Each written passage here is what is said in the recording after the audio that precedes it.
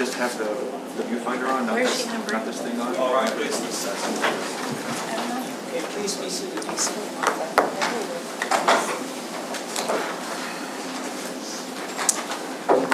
Okay, good morning. It's my understanding we have a couple of issues that we need to take up. Just briefly, Your Honor. First, I would just say that by agreement, there's 4 cruiser videos that the state intends to play this morning, and by agreement, they are going to be pre-admitted into evidence. They are states 18, 27, 28, and 29. Agreed, Judge. Okay, hold on. 18, 27, 28, 29. Correct. These are 4 cruiser videos by agreement of the parties. They're admitted, will be played. Yes. Yes, sir. So we'll mark them all as admitted.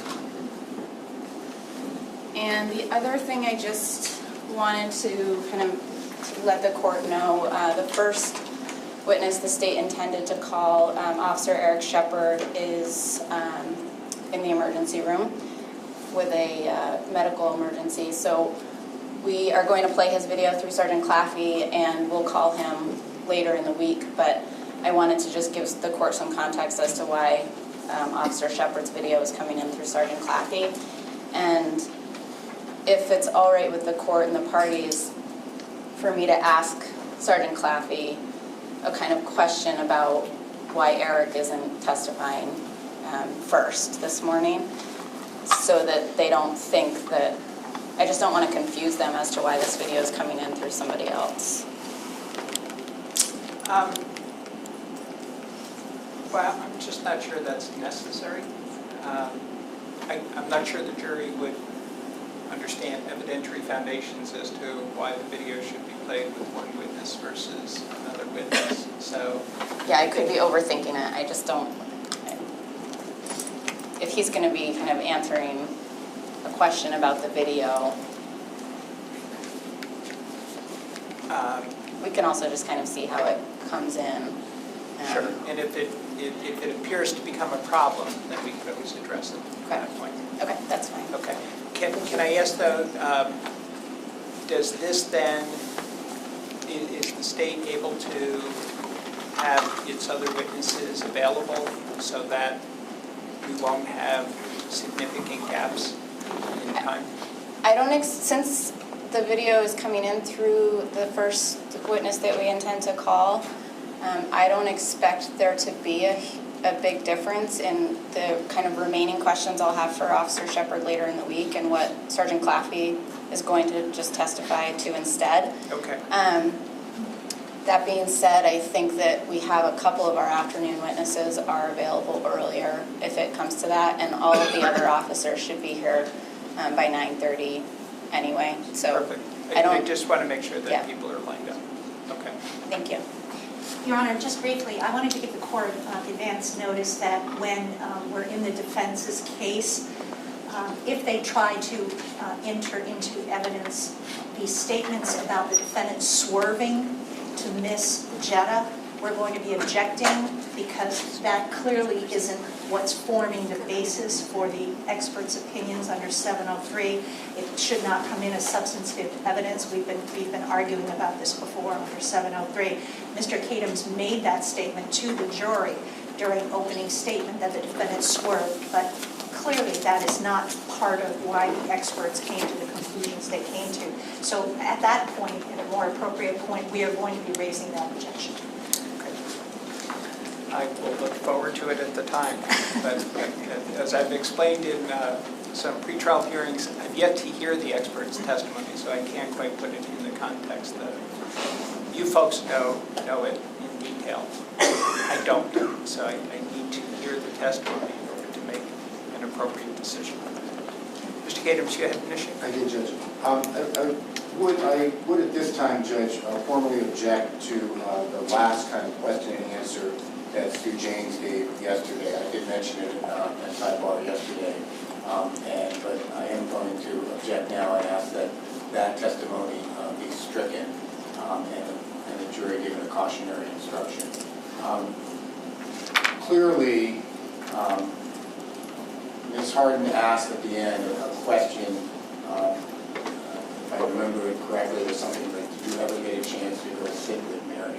And then came this long answer.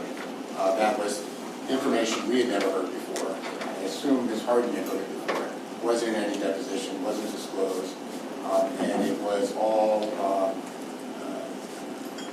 as far as this trial is concerned, irrelevant testimony that was only solicited to engender sympathy and an emotional response from the jury. So there's no relevant context to it. It was, I assume Ms. Harden knew what the answer was going to be when she asked the question, because she kind of went back.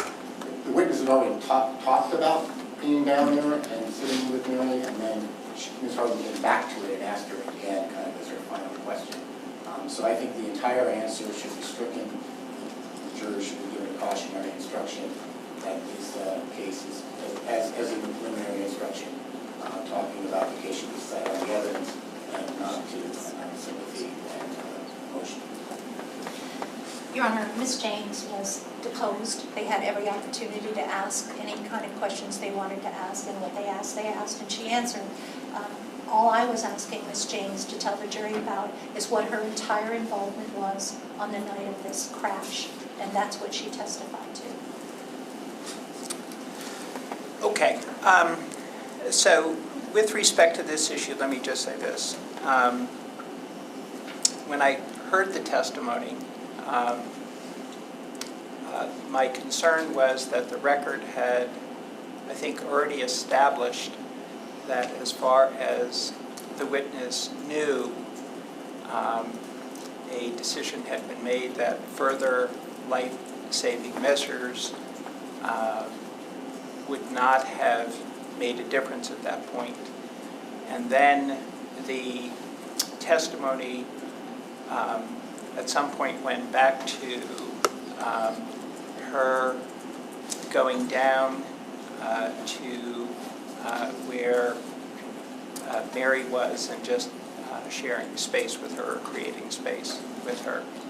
And on the one hand, it certainly was tied into the overall testimony that she had given with respect to what she had done on the scene.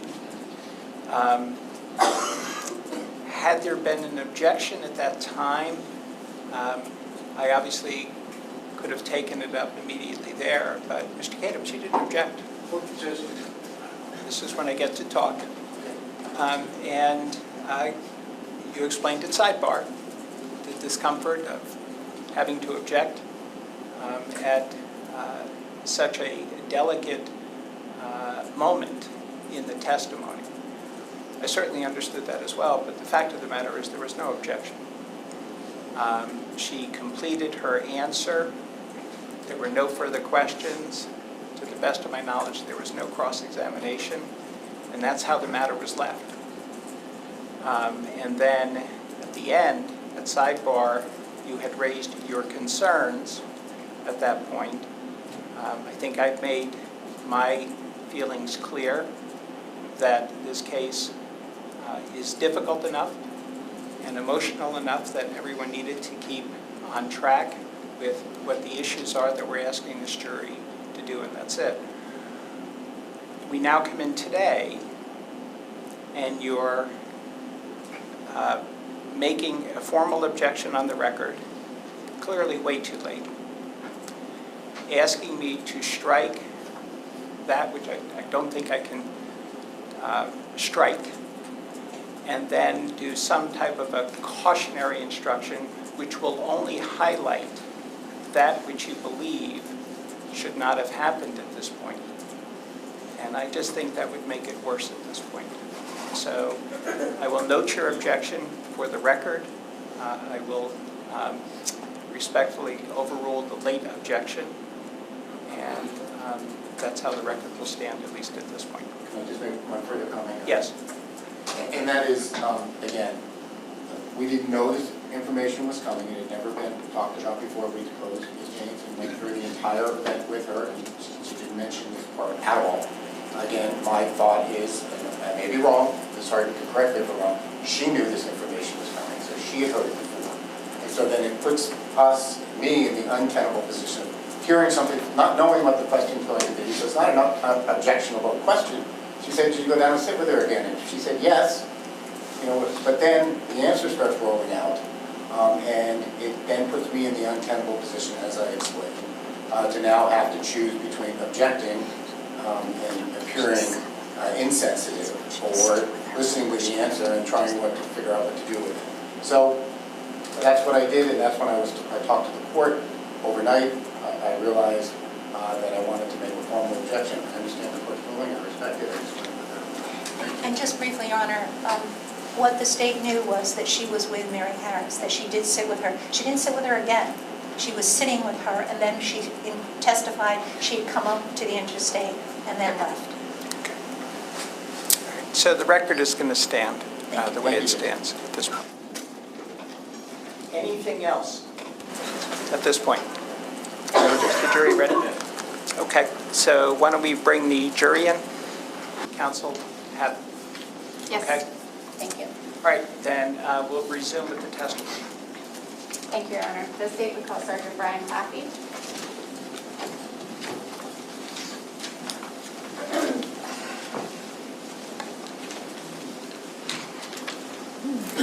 Solemnly affirm the evidence you showed me relatively because the applicant is seated. Pull your chair and speak into the microphone. Thank you.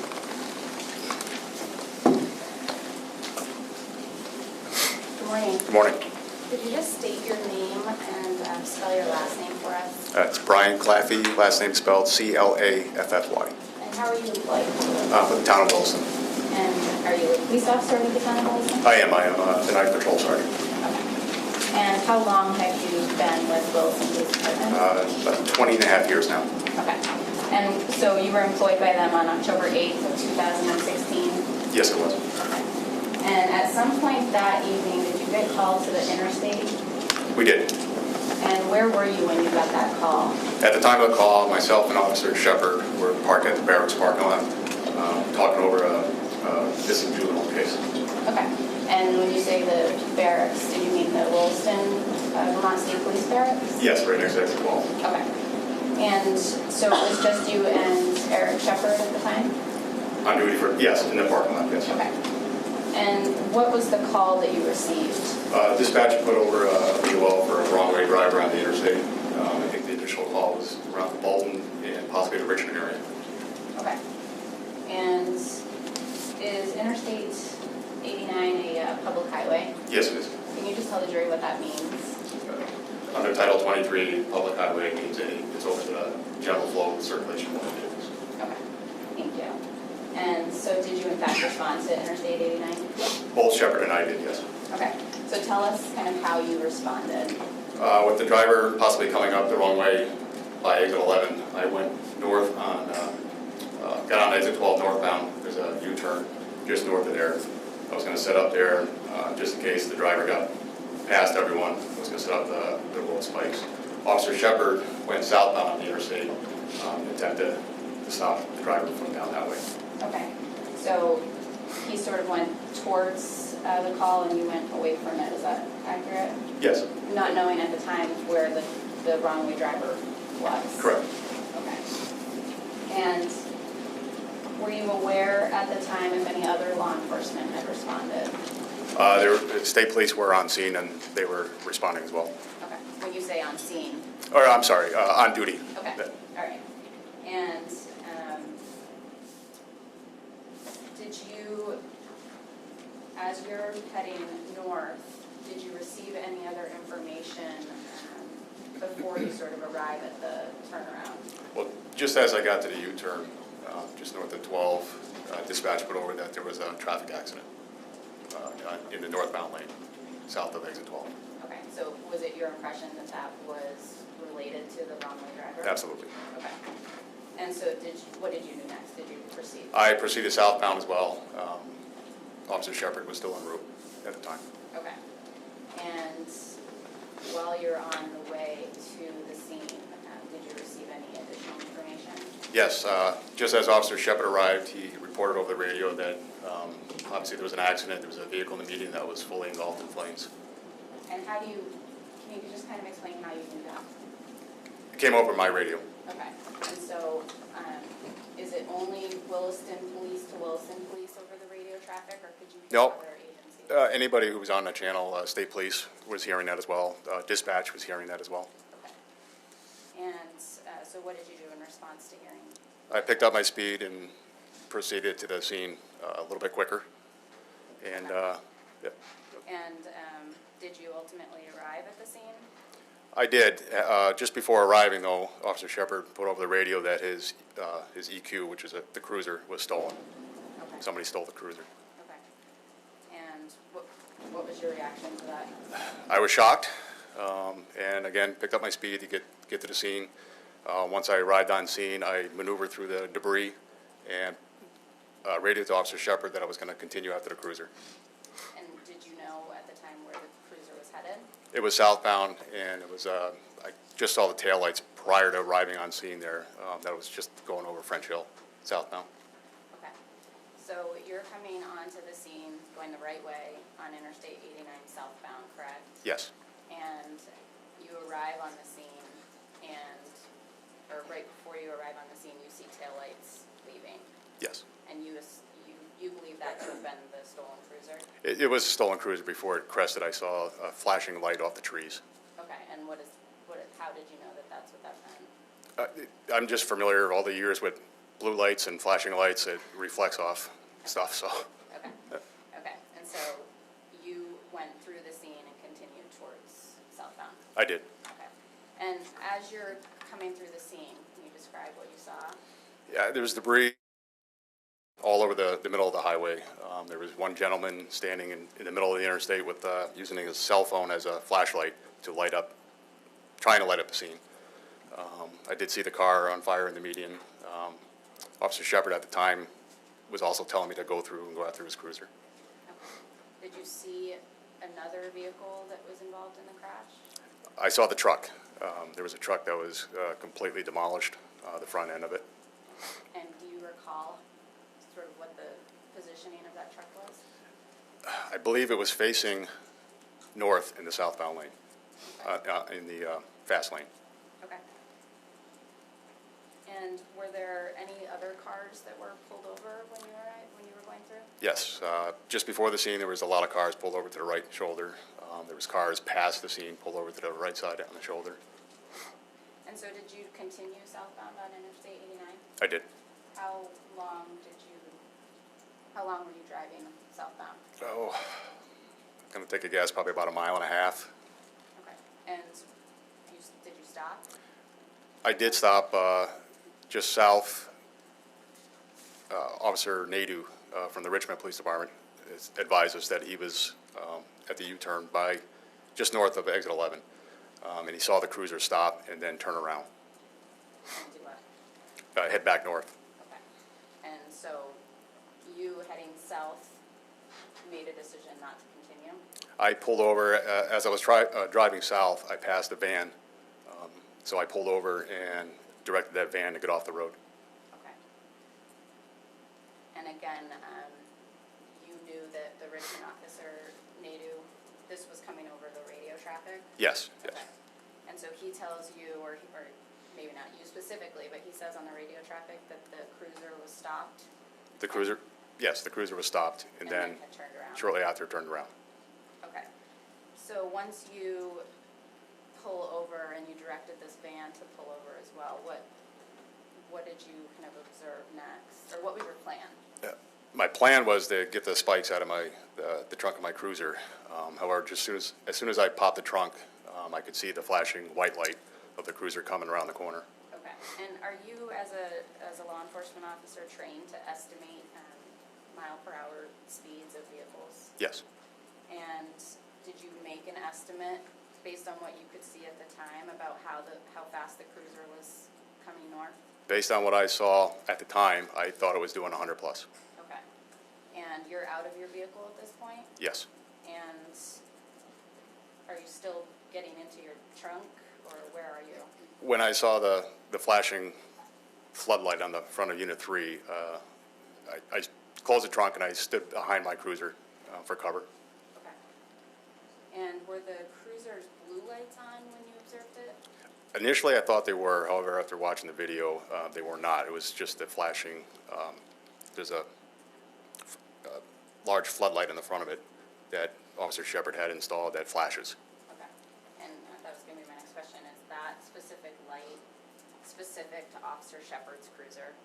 At the time, yes. Okay. And do you recall what lane the stolen cruiser was traveling in when it was coming back towards you? It was close to me. It was just about going the other way, the slow lane on southbound, The travel lane? the travel lane. Okay. And you were in the breakdown lane? Yes. Okay. And did the cruiser in fact pass you? Yes, it did. Okay. And you were still behind your cruiser at the time? At the time, yes. Okay. And you feel like, did you say that you felt like it was close to you? I could feel the wind going by. Okay. So after the cruiser passes you, what did you do next? I went up to the van and told them they're all set, go ahead and go. That was after the Richmond officer was following going up the interstate as well.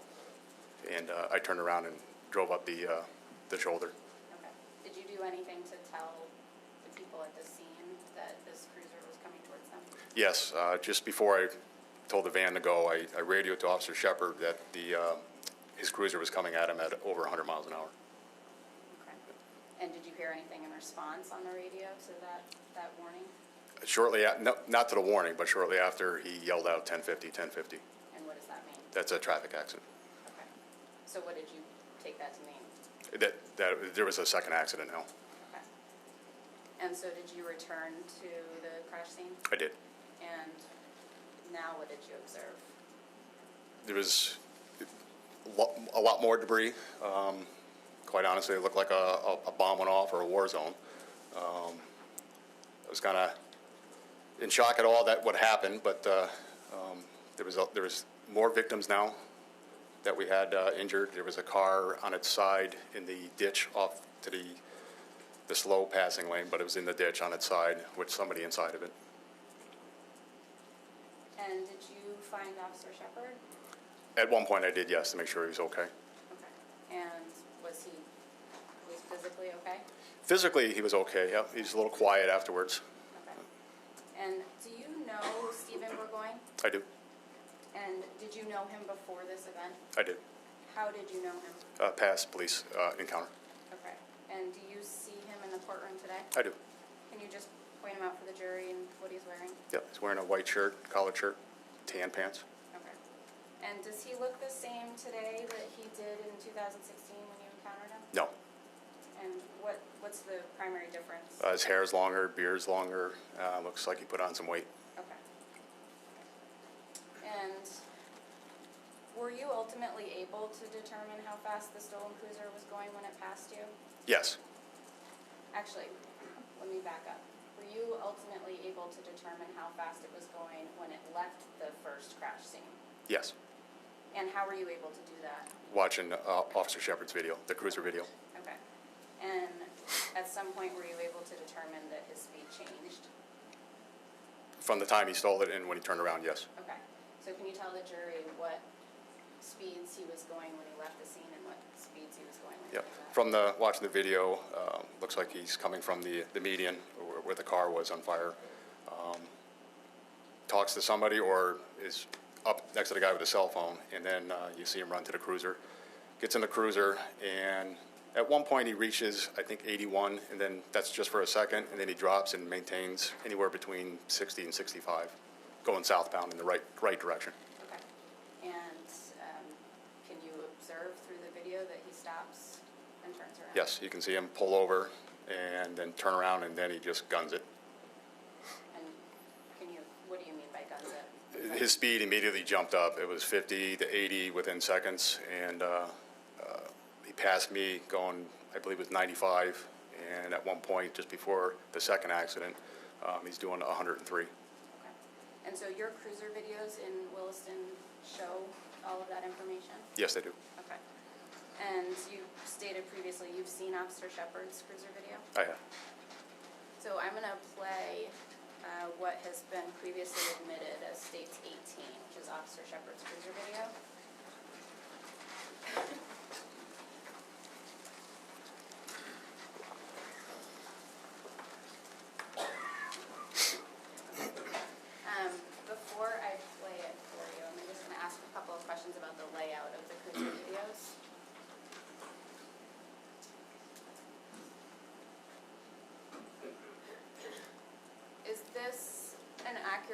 description of what the cruiser videos, the formatting looks like? Yes. And is that all Williston cruisers look like that in some format? Yes. Okay. Is the information that you were just telling the jury about with the speeds and stuff, is that on these screens? Is that how you knew? Yes. You'll Okay. be able to see them.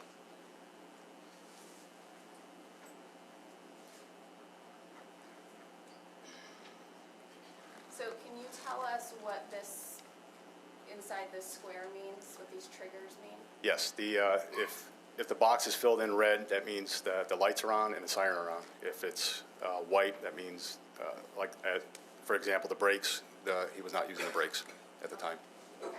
And so if you were to shut the siren off or shut the lights off, that would go away? Those red boxes will go away. Okay. And the second part on the bottom, can you explain what those are? It gives the GPS and the speed. Okay. And again, is that an accurate reading of what your current speed is when you're in the cruiser? Yes, it is. Okay.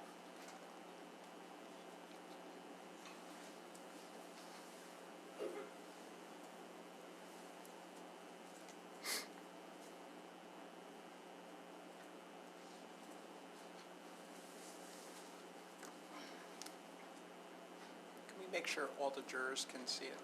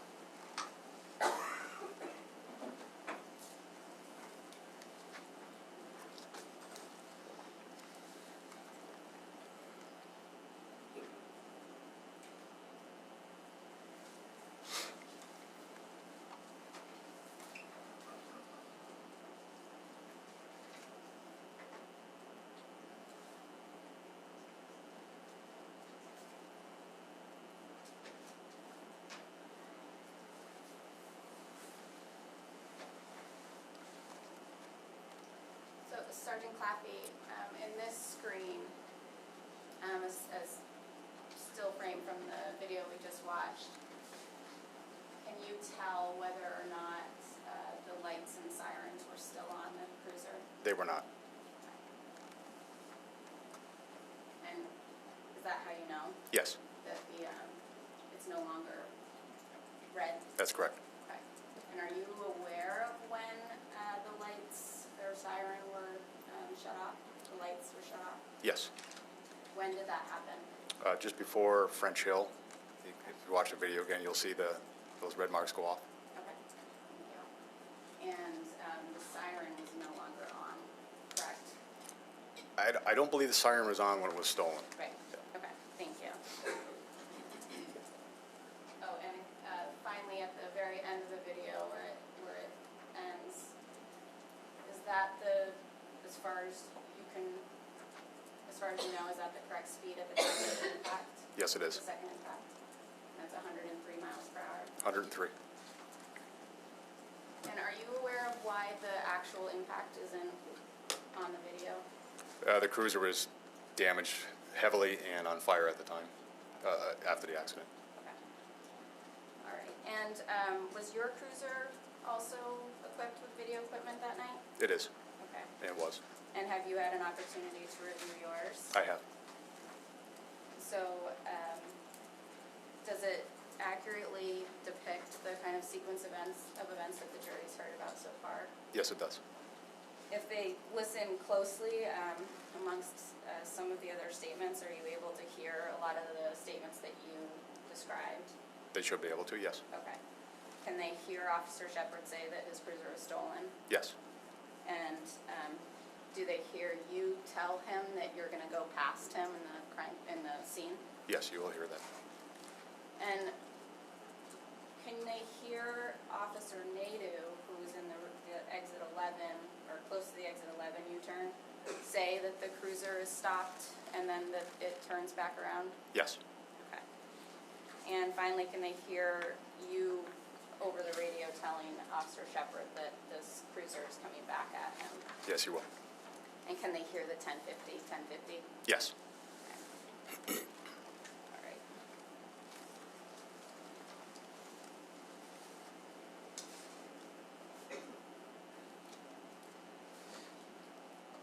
And I'm not sure, Your Honor, if I said this video is also previously admitted into evidence under States 27. This is 27. Yes.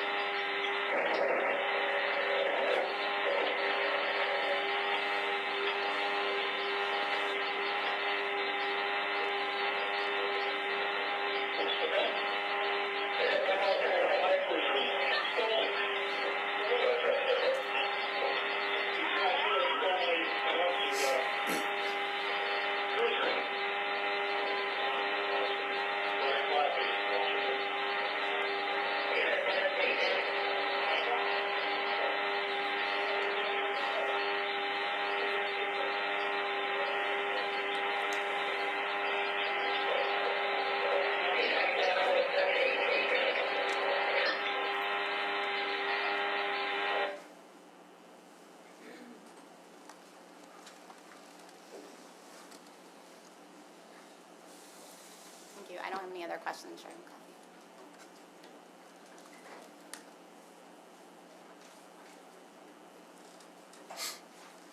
Cross. Morning. Morning.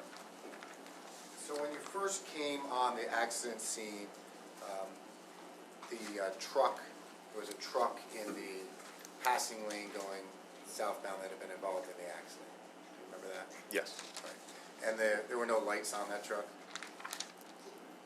The one that They was weren't- involved in the accident? Right. Not that I could see. It was kind of a dark hunk of metal in the middle of the highway. Yes. And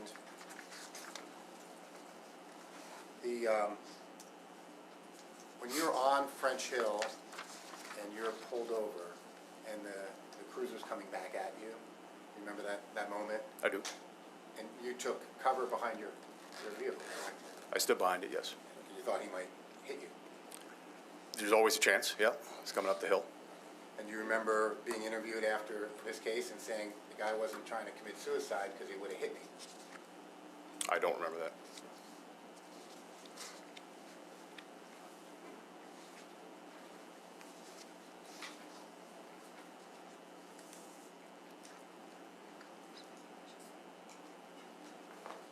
Remember giving an interview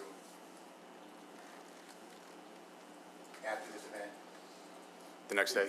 Yeah, because you're a witness now too, correct? Yes.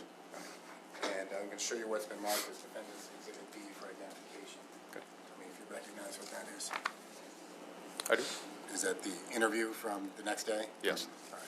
And if you could take a look at page, I think it starts at a little bit on end of 16 into 17, and just read it to yourself.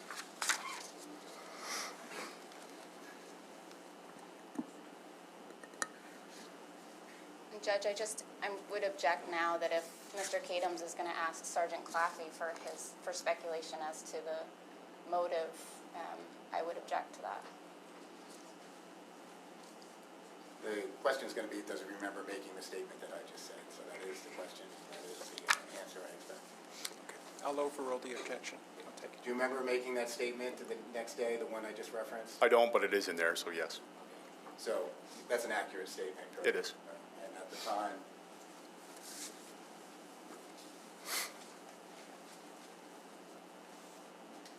the day after, you said, that's that's a surprise, yeah, if, I don't know if he was trying to commit suicide, I don't think so, because I think he would have done that. Objection.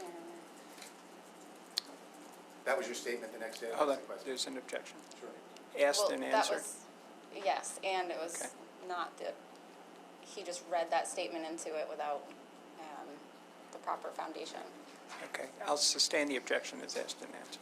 Thank you. And you said you knew Mr. Bourgoin before? I've met him.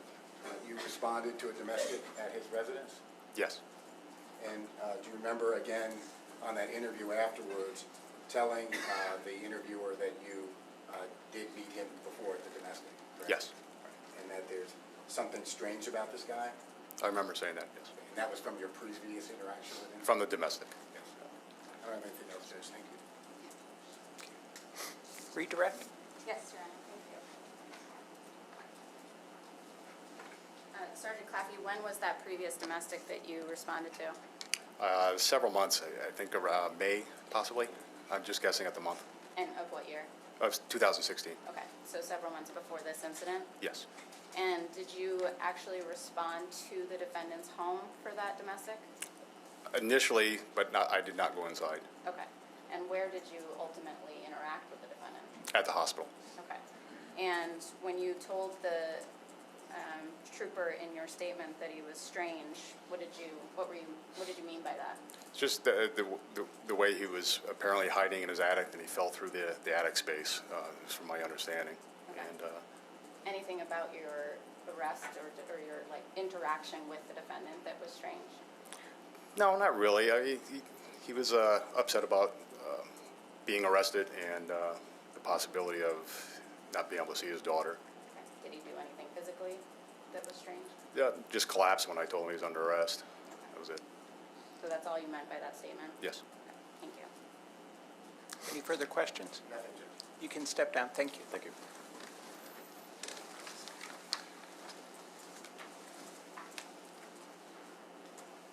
Truth, and nothing but the truth under pains and penalties of perjury. I do. Please be seated. Pull your chair forward, speak into the microphone. Thank you.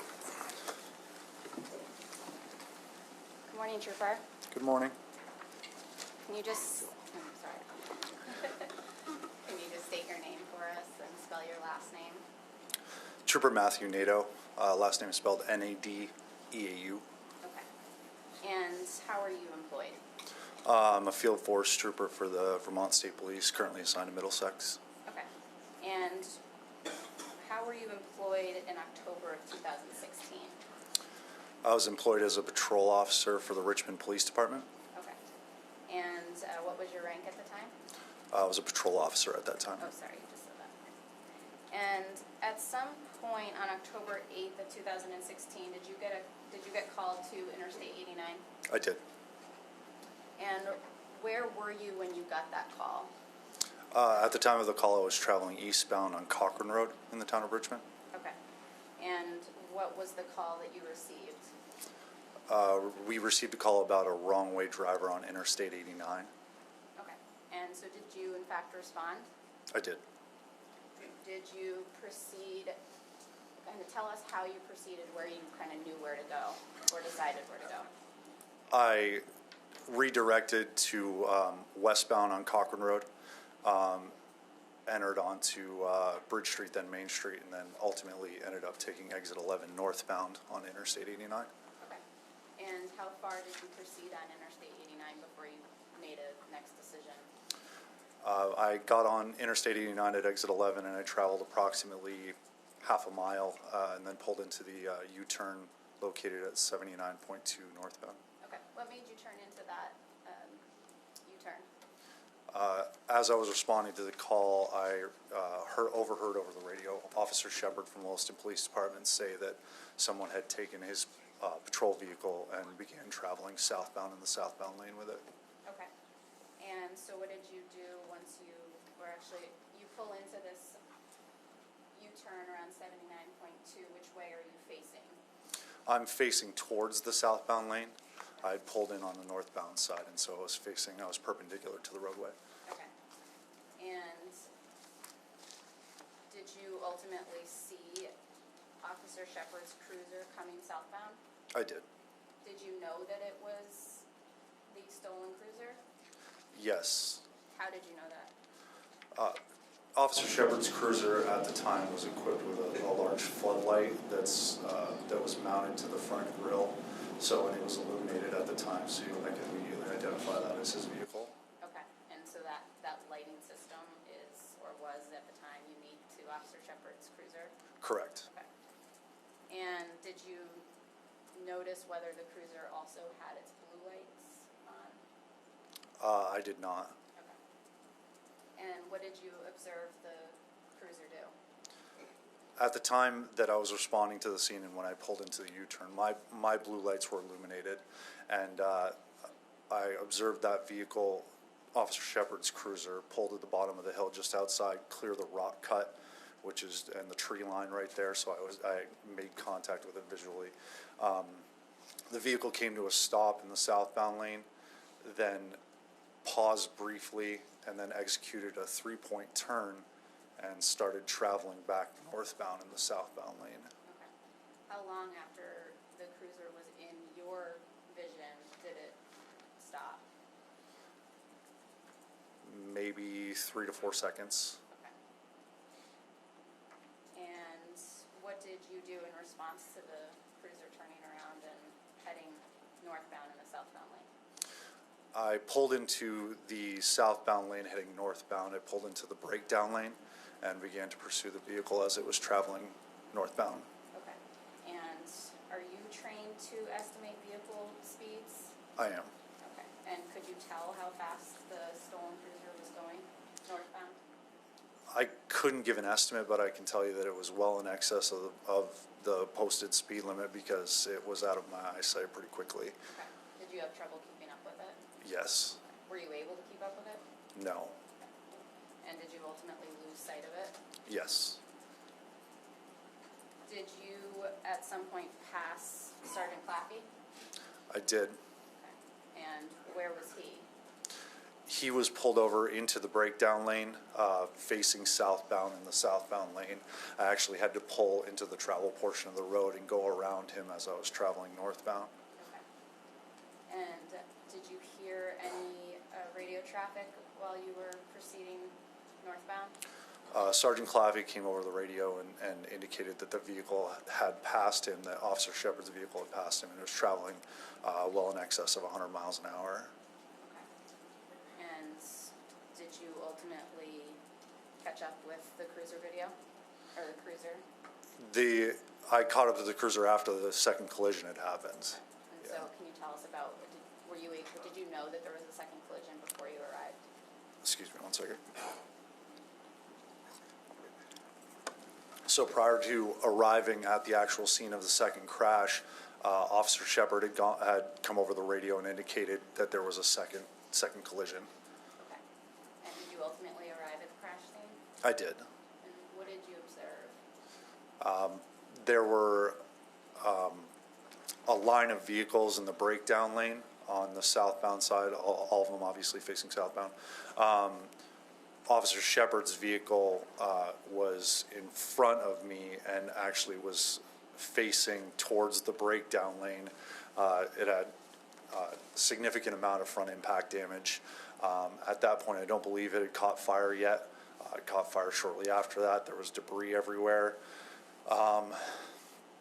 There was, in the median, there was a light-colored sedan that was actually fully engulfed in flame.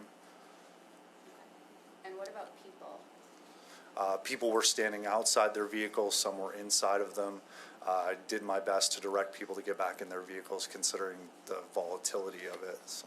Okay. And what did you do first when you arrived on scene? My initial response was to jump out and go and check on Eric just because based on the way that his radio traffic was, Eric's a pretty measured guy, and when you hear him elevated like that, it got me really concerned that he was in danger.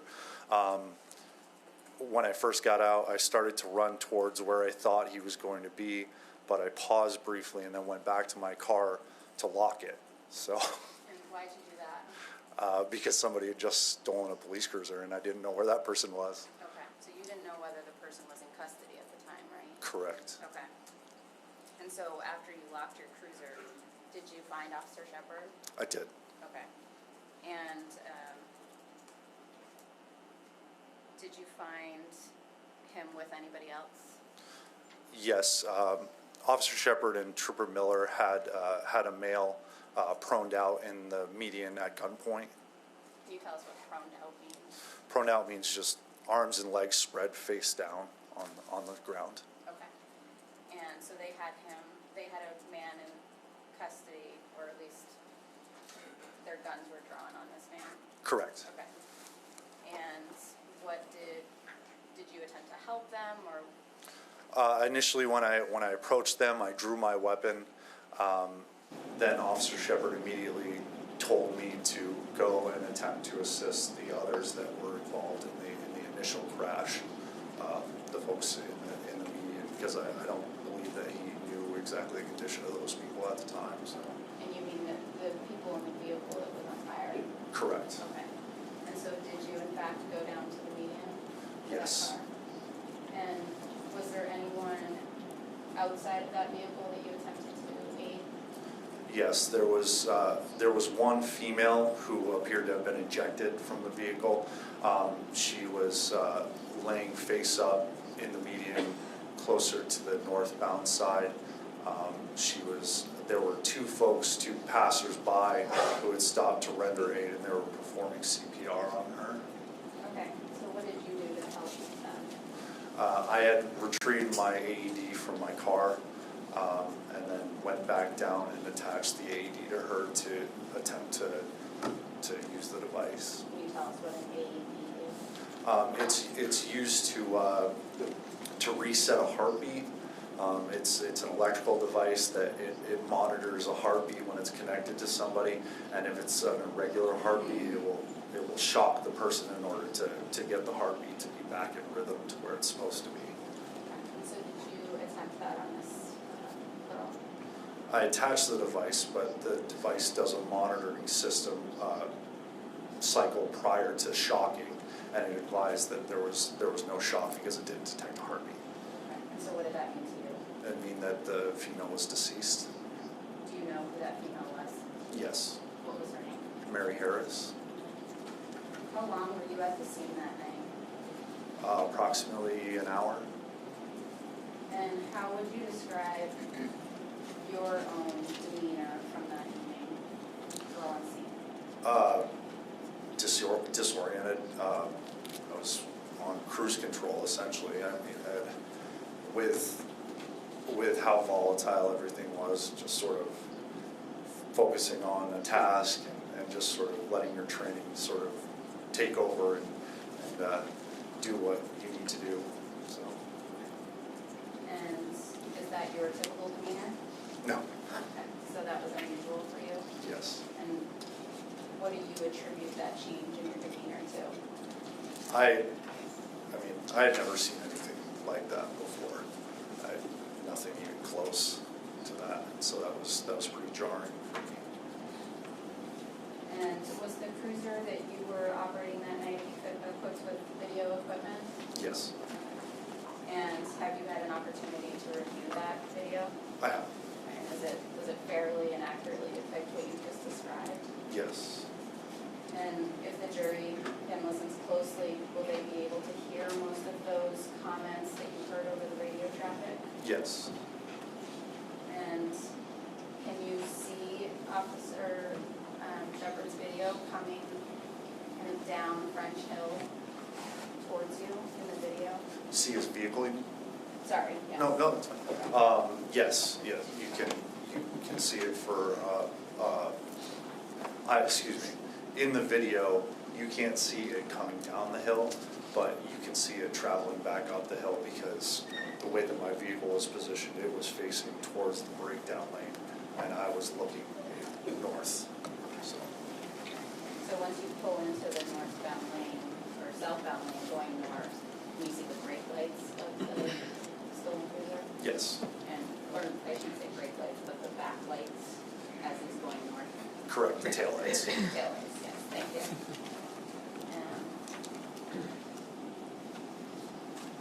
All right, so I'm going to play your cruiser video, which has been previously admitted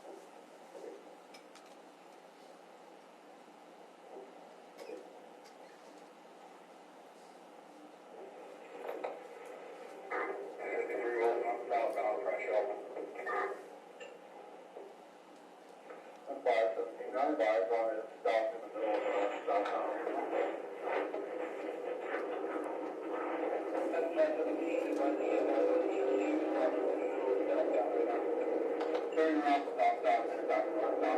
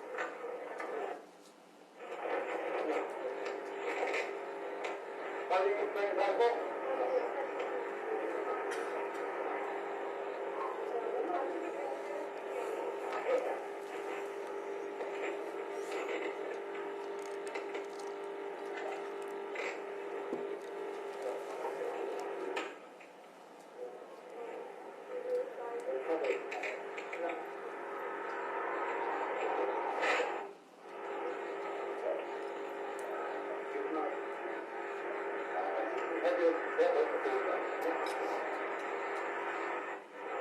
one on the side, yeah? And this one on the side?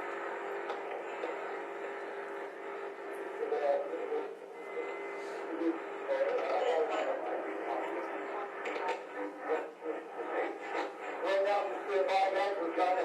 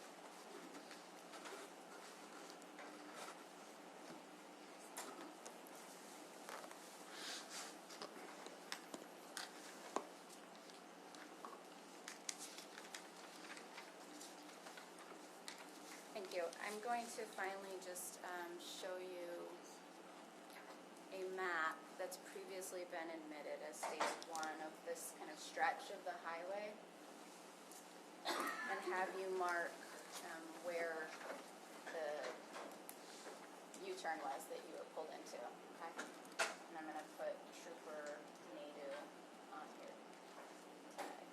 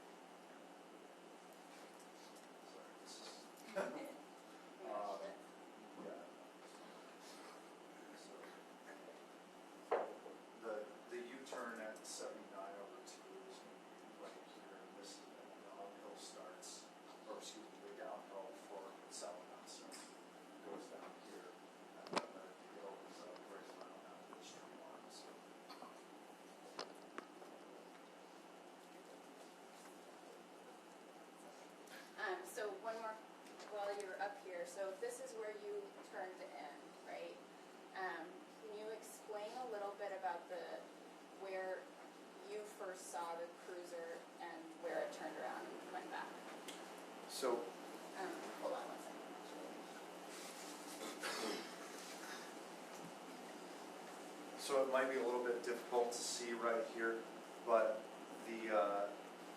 there's separating the median here, there's sort of gaps where you have rock cut and tree line. And so this is the U-turn where I was positioned and my vehicle is pointed this way. And the tree line sort of breaks right around here on the downhill. So as the tree line broke is when the vehicle was in the passing lane when I saw it. And so that's where it approached from. And then, so I'm here with my blue lights illuminated, and the vehicle comes to a stop right about here, and then turns in towards the median, and then backs up and then turns and heads back northbound to the southbound. So it went down this way, turned around, and then went back up. Thank you.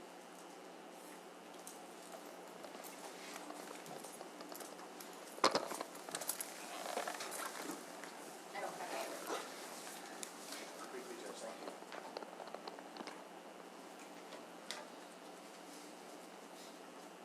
Morning. Morning. When you approached Trooper Miller, he and